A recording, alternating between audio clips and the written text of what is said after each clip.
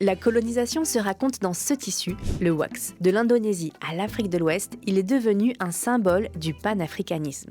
Wax veut dire cire en anglais, car c'est grâce à la cire que le batik, un tissu ancestral originaire de Java, est créé. On dessine au stylet un motif avec de la cire, on teinte le tissu et par effet de négatif, le motif apparaît. L'Indonésie est colonisée par les Hollandais et l'Occident trouve cette technique formidable.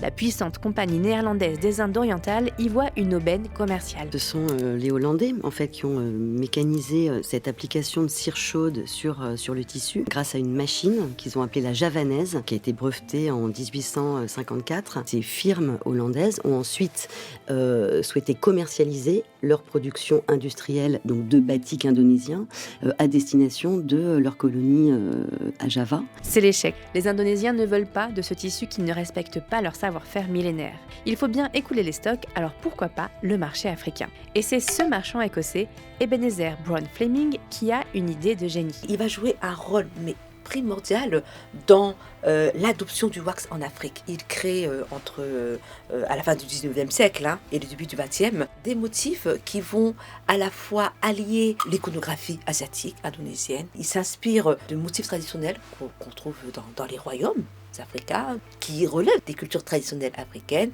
mais également l'Égypte pharaonique ou encore la calligraphie arabe. Fleming adapte sa marchandise à sa cible, la bourgeoisie de ce qu'on appelle à l'époque la Côte de l'Or, l'actuel Ghana. C'est un succès et l'élite locale s'arrache ces tissus flamboyants qui, comme tous les produits manufacturés d'Europe de l'époque, permettent d'afficher un certain prestige social.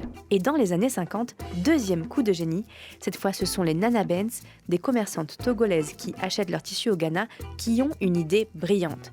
Nommer chaque tissu en fonction d'un message qu'on veut faire passer. Il y a eu des noms qui ont été donnés, mon mari capable, on rend un peu hommage, on loue le mari qui s'occupe bien de moi, ou encore on peut affirmer son indépendance, ou encore pouvoir de dire à un homme, tu sors, je sors.